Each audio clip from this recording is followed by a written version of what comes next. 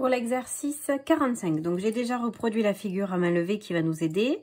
Ensuite, je commence par tracer mon segment de 6 cm. Ensuite, je vais faire mes deux angles. Donc, le sommet A et la mesure est de 50 degrés. Et ensuite, deux sommets B et de mesure 70 degrés. Donc là, attention, je fais bien avec les graduations intérieures. Ensuite, je trace mes demi-droites pour obtenir mon point C. Voilà.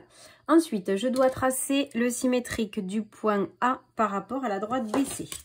Je prends mon équerre, je trace ma perpendiculaire.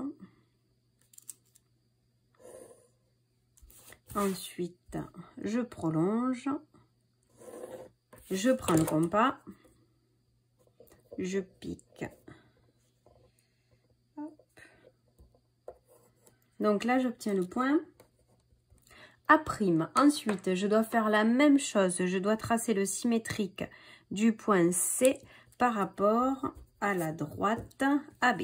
Donc là, pareil, je trace ma perpendiculaire, je prolonge et je prends le compas.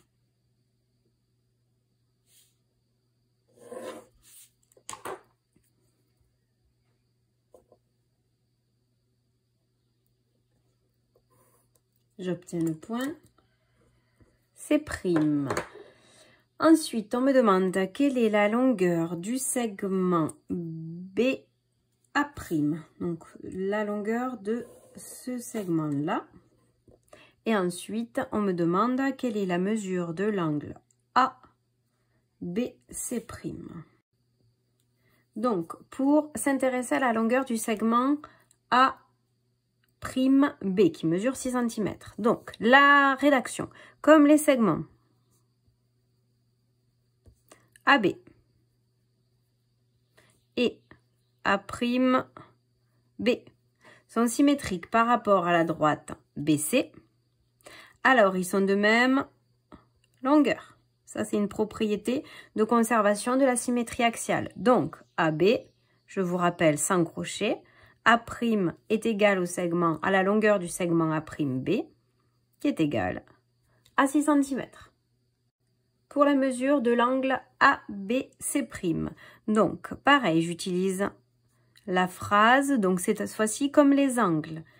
ABC, je n'oublie pas le chapeau, et ABC' sont symétriques par rapport à la droite AB. Alors, ils sont de même mesure. Donc, l'angle ABC est égal à la mesure de l'angle ABC' est égal à 70 degrés.